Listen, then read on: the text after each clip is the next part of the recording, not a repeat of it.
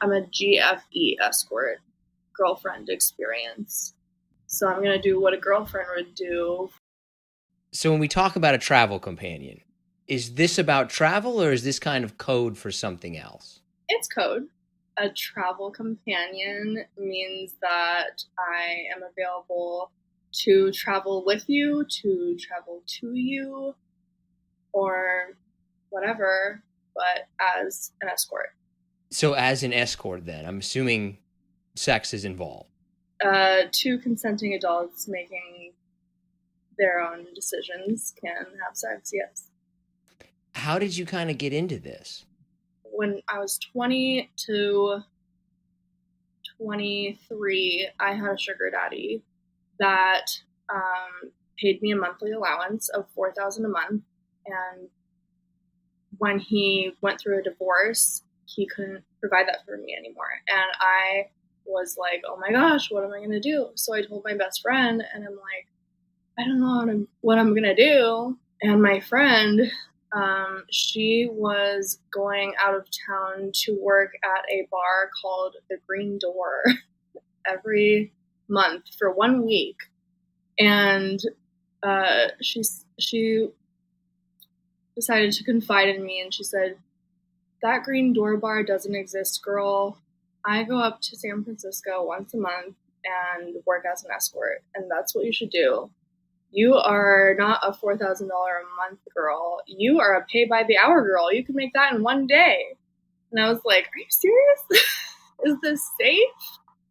And so anyways, that's how I got into being a professional escort, because she introduced me to this whole new world. And I mean, I was spending multiple days a week with my sugar daddy for $4,000 a month, but yeah, I do make 4,000 in a day sometimes now. Were you conflicted about it, or was this kind of like, man, this is an easy decision? I was so scared. And she was like, well, why don't you just come on one of my trips with me?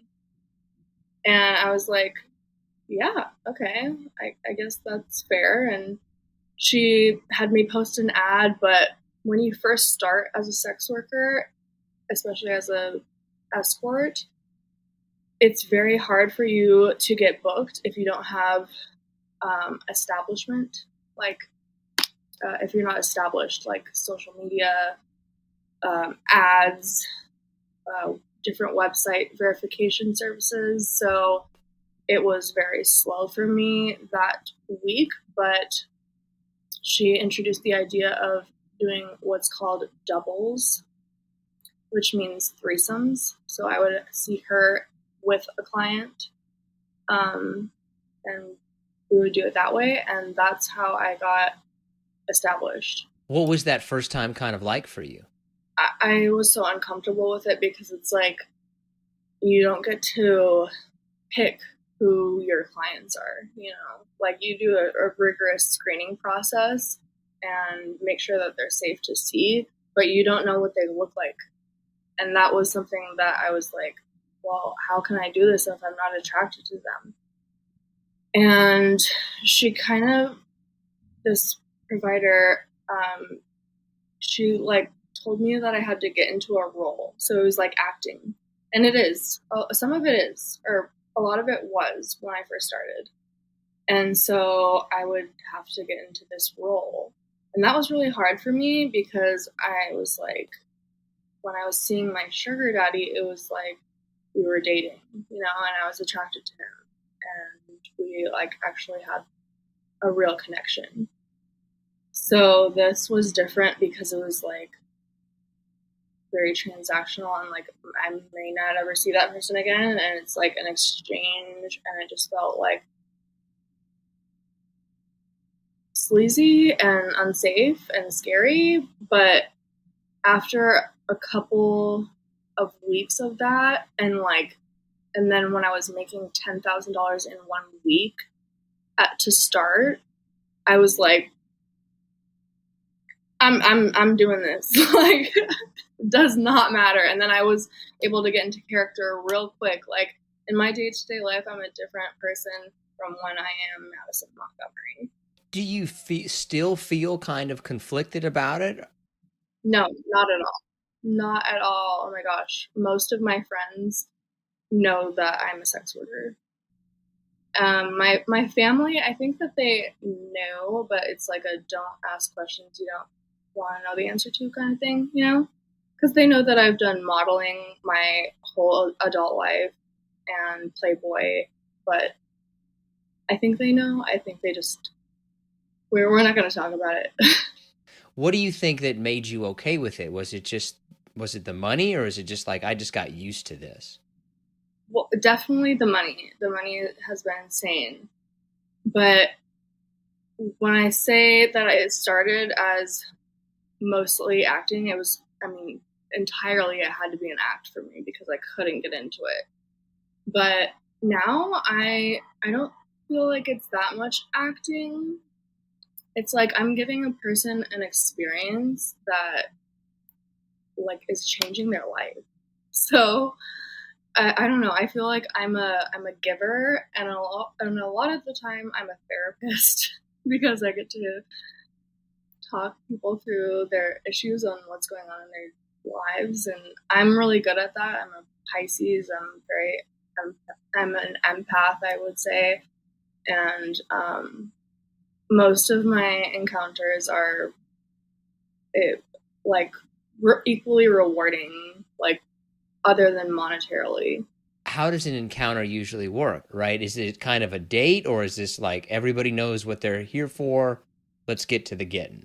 Well, it depends. Typically, someone contacts me via an ad that they've seen, or I post on Twitter a lot about my availability. They text or email me, then I send them to my screening form. They have to go through a screening process where I verify they are who they say they are. They have to provide their name, age, email, phone number. I screen that with a various number of sites, which I will not say which ones they are because the men are not supposed to know about them. Um, and then if anything comes up on there that's a red flag to me, then I typically don't see them. But if they're all good to go and their references check out, most of us require provider references, so they'll provide to other providers information, and I will reach out to them, ask if they're safe, if they would see them again, that kind of stuff. And so, yeah, so if they pass the screening process, then it just depends. Like sometimes a guy wants to meet with me for an hour. That's my minimum time. And usually an hour is just, I either go to them or they come to me, and it's pretty like wham bam, thank you ma'am. It's like a little bit of conversation, and then I get right into it. But then what I prefer is like a preferred for me, but obviously it's more expensive, is like a dinner date where we go enjoy a meal and some drinks together in public, and then we go back to my place or my hotel or their place, and then it's more organic feeling because it's like it feels like an actual date. So, as you know, I think it's listed officially as like a travel companion. Now, will people kind of fly you out specifically, or how does that work? Yes. So FMTY, or Fly Me to You, is a thing that most escorts offer, and that's the travel companion aspect of it. So yes, that is definitely like top tier, way more expensive because we require much more of a deposit. We require our flights to be covered, and most girls ask for first class, but I'm like, I don't ask for first class. I'm like, I think that the concept of first class is ridiculous. If they want to do that for me, hell yeah, but like that's not something I require. Because I like to book my own flights, but yeah, they pay for everything that is required for the for the travel time, and then my rate, which is um, $6,500 for 24 hours. So How is that like kind of compared to other people who are in the industry? Is that pretty standard? Is that high? Is that lower? everyone has their own thing.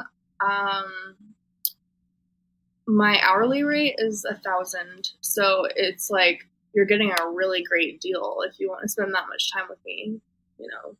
And then my overnight, if I'm just like coming for the night, is 5,500. So how do I compare to the other girls in the industry?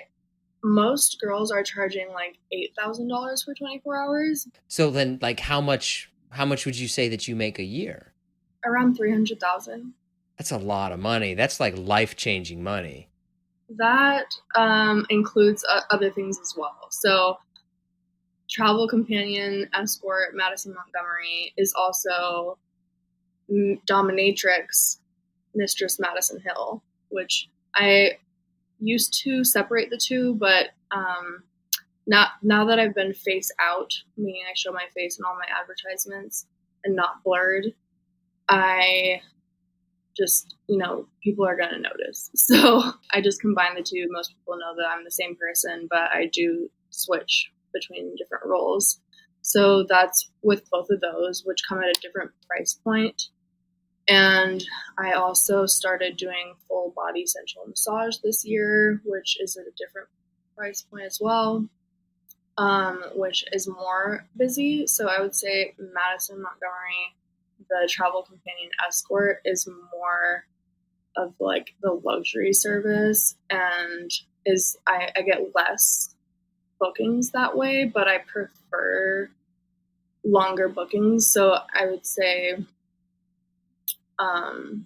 I get like 1 or 2 a week with that, and then with the others it's way more consistent. Yeah, yeah. But then you wouldn't have another job outside of this. This is kind of. I own my own business in the cosmetic world, med spa wise. Was that, and now is that kind of the retirement plan, so to speak, or was that just something that you've always done? Yeah, that was kind of the retirement plan. I actually considered, or I actually announced that I retired this year when I was in a relationship, and that was going to be the rest of my life as a med spa owner, but that didn't work out. So I'm back to the sex work, which is honestly the best. Do you really enjoy it, or have you kind of like in any way convinced yourself that you enjoy it? Okay, so when I retired this year, it was only for a short time. I was so happy to be done with it because it is really taxing. Like I have to be on top of my shit all the time. I have to make sure that I look good all the time because, unless you only allow yourself a number of days or a set schedule to take appointments, which is like doing yourself a disservice because some months are very busy and some months are very slow, and on those slow months you have to like just be ready in case you get something. But so yeah, I have to take excellent care of myself. I have to, like, especially the touring. And in my opinion, to be successful in this, you have to tour. You cannot only work in your home city because the people who live there are going to see you on the advertisements, and men like variety, and they're gonna get, if they've already seen you, they're gonna get bored, or they'll want to see more people. So when I go on tour is when I make the most amount of money. I make consistently 10,000 in 1 week, like, or sometimes 10,000 in 2 days. That's because when I come to these different cities that I don't live in, these guys are like, oh my God, I have to see her this time because I might not get another chance for like another year, So they hop on it, and then I'm slam packed with appointments for the time that I'm there. I enjoy it because I have the flexibility of my own schedule. I can afford this freaking amazing apartment that I otherwise probably wouldn't. I love that it gives me the lifestyle that I want. The things that I don't like about it obviously are that it's stigmatized. It's considered not legal, although, and you'll hear any provider say this, the donation is for my time and companionship only, which is true.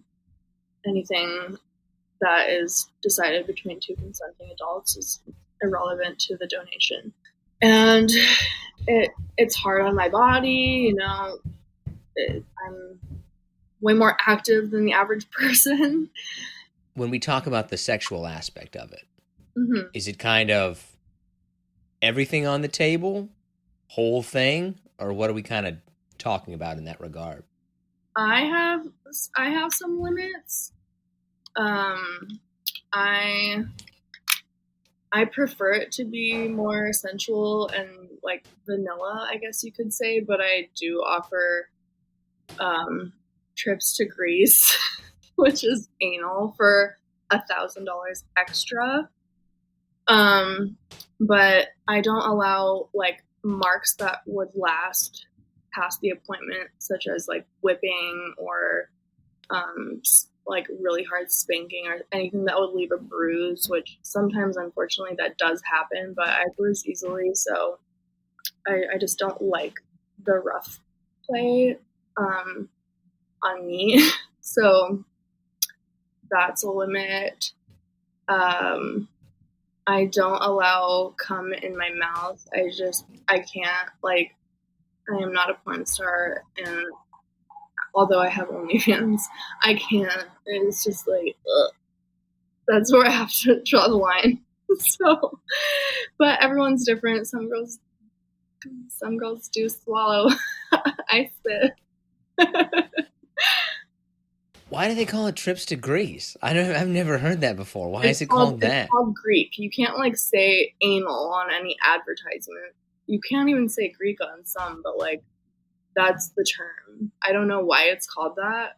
I have no idea where that came from. That doesn't really make any sense. Like No, that's it doesn't. yeah. So like when you talk about like the people that you're involved with, I'm assuming they're generally men. Yes, although I see couples as well. I don't see just females though. It's too weird for me. Like I am in my personal life, I would say I'm hetero flexible. I have been in like thruples and I have dated girls, but like it was kind of a phase for me. I'm not fully bisexual, so I can't see women one on one. It's totally like out of my wheelhouse. So I see couples though, and that has been enjoyable. If you kind of like were to put them in a certain category or to stereotype them in a way? Like what would you say? Like what's the men like? Is there a general age range, general type? Like how would you kind of characterize most of them? Now that I've been in the business for a while and I'm very established, I'd say most of my clientele is between 35 and 65. But when I first started, it was a lot of younger guys, which it's kind of like stereotypical, like that they are the most annoying. Like they don't follow instructions, they don't do their research well enough. Um, and there are exceptions, but typically I don't like to see anyone younger than me. It just feels weird. Sometimes I will. Sometimes there are respectable younger gents that want to see me, and but I weed it out. Like when they contact me, I can tell who's serious and who's mature and who's not, and I I can choose that way. But um, what kind of they're definitely like white collar, most of the guys that see me, just because of the price point. And when I said before that I do domination and FBSM, full body sensual massage, those are typically blue collar type men, because it is a lot less. But I'm also not taking my clothes off. I'm not engaging in sexual activities. The full body sensual massage, like, well, I don't know what that is. Well, I mean, like, I know obviously like what that is. I understand what those words mean, but I don't know what that The thing that it's not a rub and tug, like that's what I used to. That's what I've always heard. That actually is it. Yeah. So Oh, okay. yeah, it's like massage happy ending. And Oh, I do that in a spa space, like an actual office that's a spa. With that, it's just topless, and they can pay extra if they want other services, even into the GFE range of services if they would like. But it's a massage office space. It's discreet, but it's not like private enough. It's not like as private as being in your own hotel room or in my home or in theirs, you know. I have a good friend that I went to high school with, and that was his thing. He would call them rub and tugs, and he would pay $25. And I always thought that I never knew if that was is that cheap or expensive. That's cheap. That's insane. Maybe that was a long time ago, but my hourly for that is $400. That seems like a lot. And I actually do deep tissue massage. So most Oh, of you the, actually get a massage too. It's yeah, not just I'm like giving them a full body massage, and that's hard work, like, you know. So, but then I'm also in lingerie, and I oh, it's a whole doing that thing. at the end of the last 5 minutes. So Yeah, I would imagine by the time you get to the end, it doesn't take very long. it doesn't. It's quick. Like second? Are we talking seconds or at least minutes? It's mostly 5 minutes. That's all right. Like I feel like okay, that's not bad, guys. Are you ready for some harder slash listener submitted questions? Harder. Yeah, Can you have a normal life? Do you feel like you can have a normal life with this kind of job? totally. I do have a normal life. I travel a lot. Sometimes I'll combine my personal travel with tours. I just did that in Miami. I was there for a whole week, and I went to um, a music festival, which is my number one hobby. I'm a huge raver. I've been a raver for 15 years.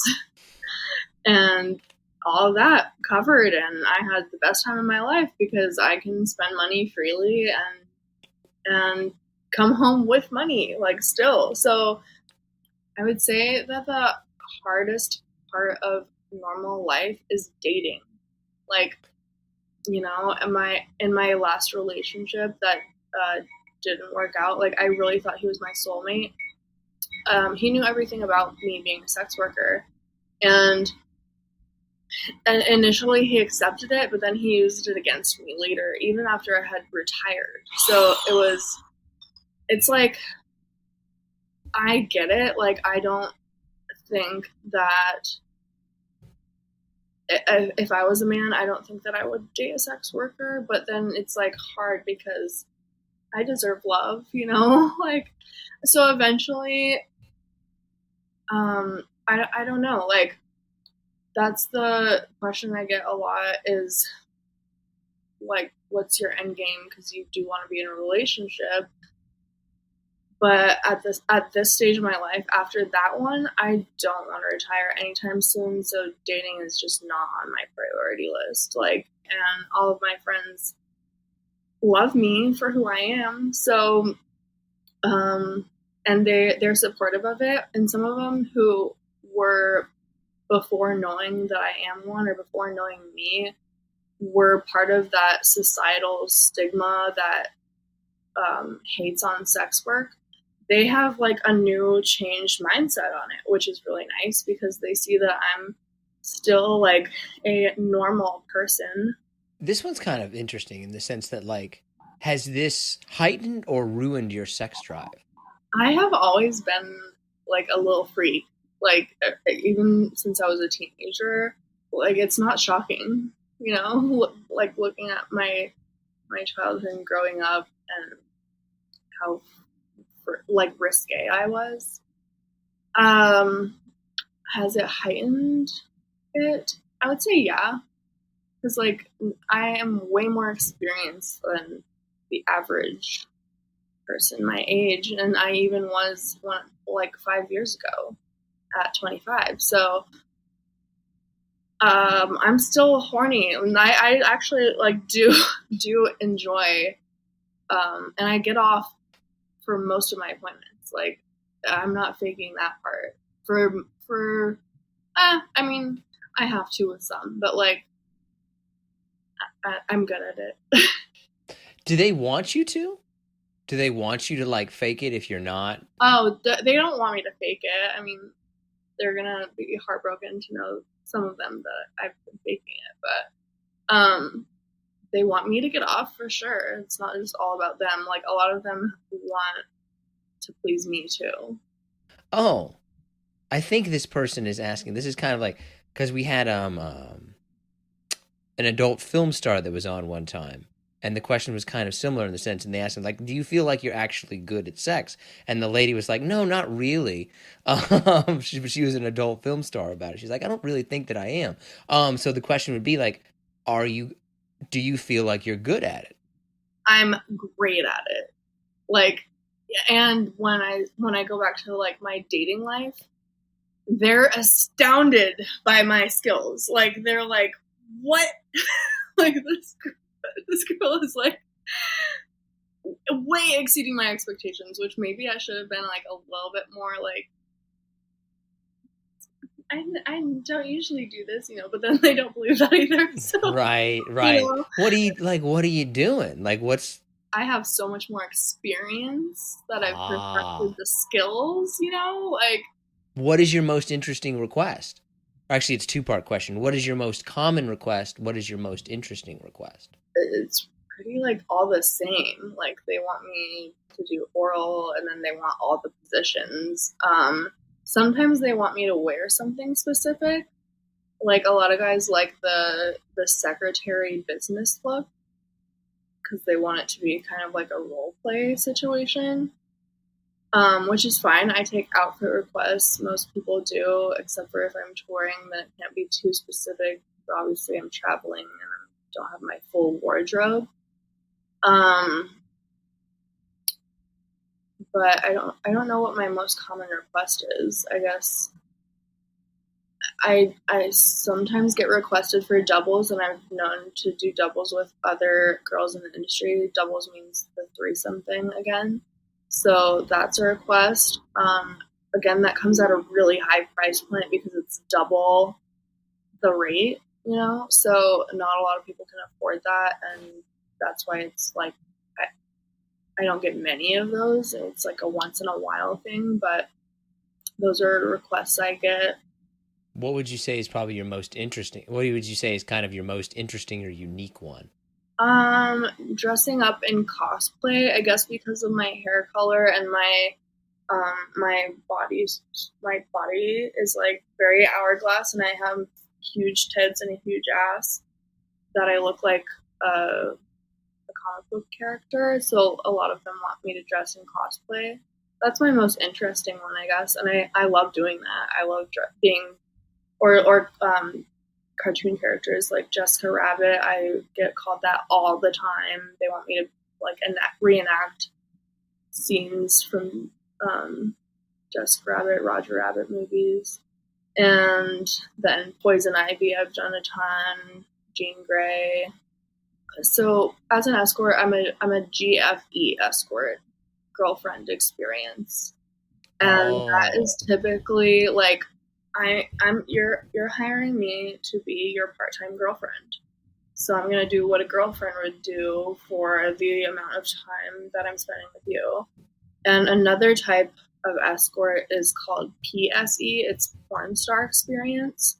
And I get that request a lot, but I am not a porn star. Like I do have OnlyFans and I make content with um, a couple different guys, like porn content, but I'm not a porn star. I'm not like I'm not doing like all the crazy shit that you see in porn, and so that's a request that I deny because typically there are no limits, and guys just want to like face fuck me for a whole hour, and I'm not cool with that. Like, you know, like that's not me. do you have to pay taxes? Yes, I do. But do you pay taxes on this? Like, how I do you? so okay. So most high-end established providers require deposits. I have for the last I didn't for like the first 2 years. So I have for the last 5 to 6 years now, and that is sent electronically most of the time. So Cash App, Zelle. Some people accept Venmo. I don't have Venmo anymore. PayPal, all that.